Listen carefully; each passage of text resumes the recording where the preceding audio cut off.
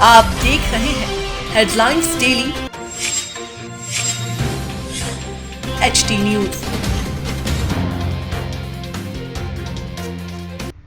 श्री गुजराती समाज इंदौर द्वारा संचालित Shrimati Kamlaben Raoji Bhai Patel Gujarati homoeopathic medical college hospital and research centre scheme number 54 Vijaynagar Indore में 3 दिवसीय निःशुल्क कोरोना वैक्सीनेशन शिविर का शुभारंभ सांसद शंकर लालवानी के करकमलों से हुआ। शिविर में शासन द्वारा अधिकृत चिकित्सक डॉक्टर प्रदीप गोयल की टीम अपनी सेवाएं दे रही है।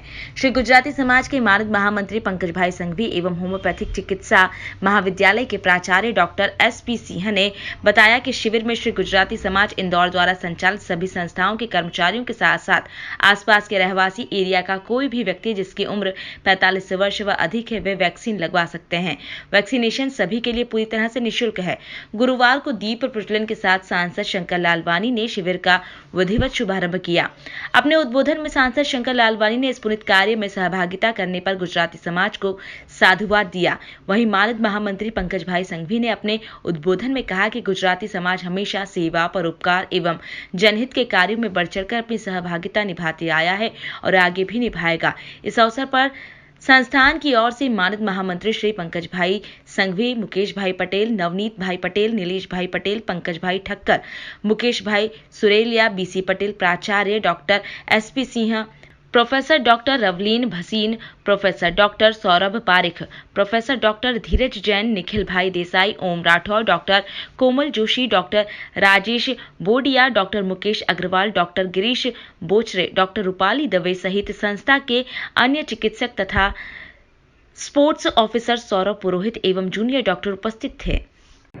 देखिए, जिस प्रकार इंदौर के हालात हैं उन हालातों को ध्यान में रखते हुए हम सबको वैक्सीनेशन किस प्रकार से ज़्यादा लगाएं उसके ऊपर ध्यान देना चाहिए, क्योंकि समस्या का परमानेंट सॉल्यूशन अगर हम कहें तो वैक्सीनेशन ही है। और जिस प्रकार वैक्सीनेशन को लेकर इंदौर में प्रशासनिक स्तर पर, सरकारी स्तर पर जो हॉस्पिटल है वहाँ तो हो ही रहा है, लेकिन इंदौर की तासीर है कि सभी लोग मिल के जब कोई आपदा आती है, न कोई जाति, न कोई धर्म, न राजनीति, सब मिल के लड़ते हैं। और ये कोई ऐसा नहीं है किसी धर्म, जाति या राजनीति को लेके कोरोना किसी छूता है, ये सबके लिए हो सकता है। तो ये एक सेवा का कार्य आज गुजराती समाज ने किया है कि अपने यहाँ वैक्सीनेशन सेंटर वास्तव में एक ऐसी सेवा है कि जिसके परिवार में कभी कोई पॉजिटिव आ जाता है और हॉस्पिटल में जिस प्रकार से परेशानियाँ हो रही है उससे बचाव के लिए अगर उन्होंने वैक्सीन लगाई तो मुझे लगता है ये बहुत पुण्य का काम है। और मैं गुजराती समाज को धन्यवाद भी दूंगा कि उन इस पुण्य काम में हम सबका साथ दिया है। इंदौर शुक्रवार से शहर में लॉकडाउन की घोषणा की गई है, तो क्या लगता है कोरोना महामारी में कभी इंदौर में लगातार जो पेशेंट की तादाद बढ़ते जा रही है, वैक्सीन की कमी पड़ रही है, उसको लेकर अब लोगों से क्या अपील की जाएगी?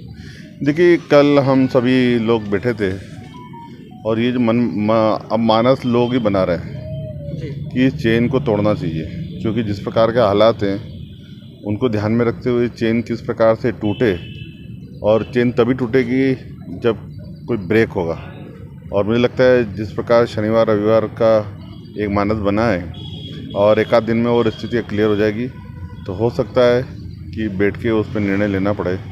अब यही है कि इस चेन को तोड़ना है, उसमें सबका साथ चाहिए। रेड सीमर इंजेक्शन की कमी देखी जा रही है, दवा बाजार में लाइन लग रही है, इसको लेकर आप क्या? कल बात हुई है मुख्यमंत्री जी से भी और केंद्रीय स्वास्थ्य मंत्री जी। अब इंदौर में पर्याप्त मात्रा में एक आध दिन में सप्लाई हो जाएगी।